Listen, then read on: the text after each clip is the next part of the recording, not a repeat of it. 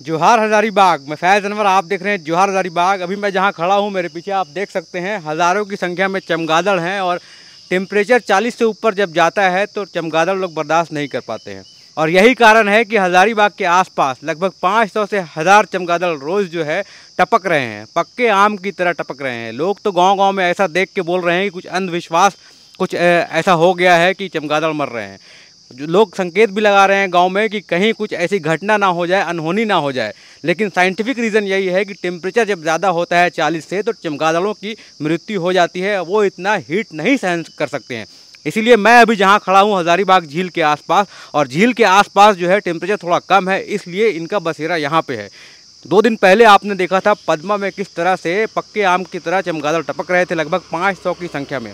हज़ारीबाग भी झील में आप जाएंगे तो डीसी आवास के अगर इधर जाएंगे तो हर जगह पे आप देखेंगे चमगादड़ जो है ज़मीन पे गिरे हुए हैं, उनकी मृत्यु हो गई है और ये कारण है हीट से। अब चमगादड़ मरने से क्या नुकसान होता है? एक नुकसान होता है कि बहुत तरह की बीमारियां जो हैं वो अगर ह्यूमन के कांटेक्ट में आते हैं या फिर जानवरों के कांटेक्ट में आते हैं तो बहुत तरह की बीमारियां जो हैं वो वायरस की तरह फैल सकती है। एक डर ये भी होता है। दूसरा ये है कि जो किसान खेती करते हैं उनके जो फल में उनके जो गेहूं में या फिर चावल जो लगाते हैं, जो धान लगाते हैं, उसमें बहुत सारे कीड़े होते हैं। उन कीड़ों को यही चमगादड़ खाते हैं और उनका भोजन होता है। अगर चमगादड़ सारे मर जाएंगे, वो कीड़े नहीं खाएंगे, तो उनके किसान के खेत में भी बहुत असर पड़ेगा। तो ये इकोसिस्टम का बैलेंस जो है गड़बड़ा जाएगा अगर इतने ज़्यादा चमगादड़ मरेंगे।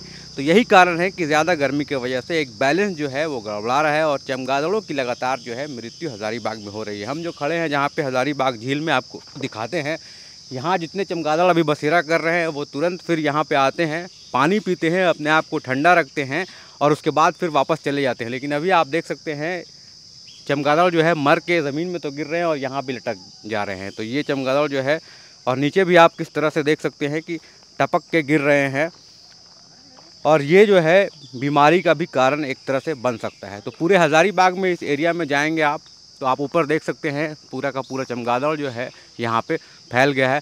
हज़ारों हज़ार की संख्या में हज़ारीबाग झील के आसपास जितने भी पेड़ पौधे हैं, क्योंकि यहाँ पे थोड़ा सा एरिया ठंडा रहता है, चाहे शहर में कितनी भी गर्मी हो, 42 डिग्री 43 डिग्री टेम्परेचर हो, 2-3 डिग्री हज़ारीबाग झील में होता है कम, जिसके वजह से सारे चमगादड़ का बसेरा यही हज़ारीबाग झील के आसपास है। और आप देख सकते हैं पानी के ऊपर सब टहल रहे हैं। जनरली ये दिन में नज़ारा नहीं देखते हैं आप। वहाँ पे आप देख सकते हैं किस तरह से चमगादड़ जो डुबकी लगा के पानी का मज़ा ले रहे हैं, ठंडा कर रहे हैं अपने आप को। कहीं ना कहीं गर्मी की वजह से बॉडी इतना हीट हो जाता है जो मरने का कारण बनता है। और हज़ारीबाग झील में आप देख सकते हैं हज़ारों की संख्या में चमगादड़ झील के ऊपर उड़ रहे हैं और पानी में डुबकी लगा रहे हैं बार बार अपने शरीर को ठंडा करने के लिए। लेकिन फिर भी कई पशु पक्षियां हैं जो इस गर्मी में लगातार अपनी जान दे रही हैं और ये कारण जो है आगे जाके बहुत नुकसान हो सकता है पूरा एनवायरनमेंट को। अब इसको बचाने के लिए क्या किया जाए, कैसे करना है, एक सैंपल जो है चमगादड़ का भेजा गया है।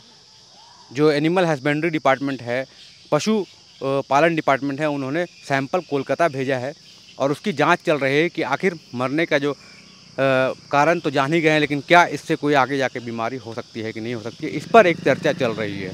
कैसे रोका जाए, इस पर भी एक चर्चा चल रही है। लेकिन टेम्परेचर जो है वो 40 से ऊपर जब भी जाता है, चमगादड़ उसको बर्दाश्त नहीं कर पाते हैं। इसीलिए वो लोग ऐसी जगह को ढूंढते हैं जहाँ पे थोड़ा सा ठंड हो, वातावरण ठंड हो। तो अगर आप भी बचाना चाहते हैं पशु पक्षियों को तो अपने घर में आसपास एरिया में पानी की व्यवस्था ज़रूर रखें। घर के ऊपर गर्मी हो जाए तो घड़ा में पानी की व्यवस्था ज़रूर रखें, ताकि जो भी पशु पक्षी आते हैं पानी पीकर अपने आप शरीर को जो है ठंडा रख सकते हैं।